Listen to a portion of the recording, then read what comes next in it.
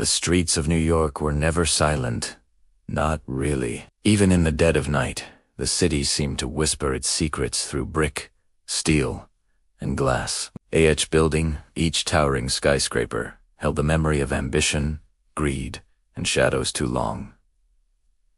In the earliest days, when the Dutch first settled the island, the city was known as New Amsterdam. Wooden houses with steep gables lined narrow canals, their windows glowing faintly as if something or someone watched from inside.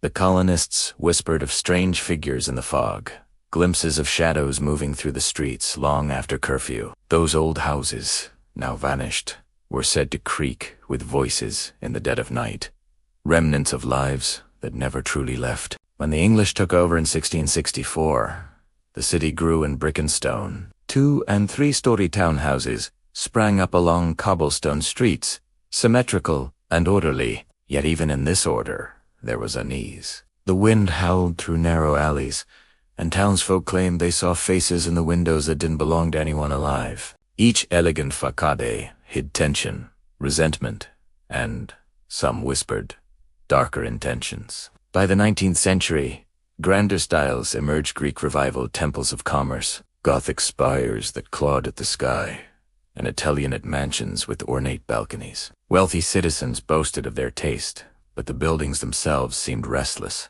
Passers-by would report sudden chills near the grand columns of the New York Public Library, or shadows slipping across the Merchant's House Museum when no one was inside. Then came the steel skeletons that scraped the clouds. Early skyscrapers rose defiantly, daring gravity itself to challenge them. The Flatiron building's narrow tip cut the wind like a knife, and those who worked in its offices spoke of inexplicable drafts, objects moving on their own, and the sensation of being watched from floor to floor. The Woolworth building, a Gothic cathedral of commerce, gleamed in sunlight, but at night became a spire of whispered fear, as if the ambitions that built it lingered long after human eyes departed. The roaring 1920s gave birth to Art Deco towers, geometric and glittering, yet the city's nightmares grew in tandem. The Empire State and Chrysler buildings stood tall, but janitors claimed that when the streets were empty, their shadows stretched unnaturally along the walls. Stories circulated of construction workers seeing figures dangling where no scaffolding existed,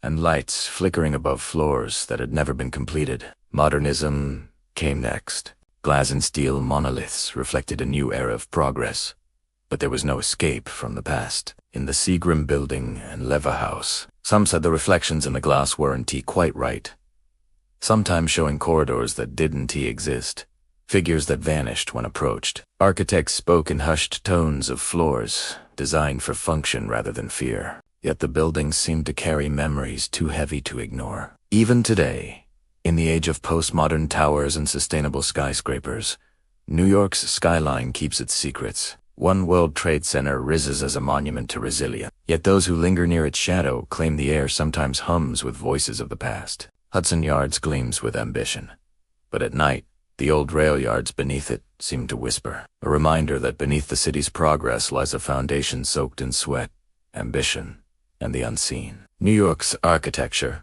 in all its glory, has always been more than stone and steel. Each brick, each beam, each soaring glass panel holds a memory, a shadow of the hands that built it and, sometimes, of those who never left. For the city is alive in a way the casual observer never sees.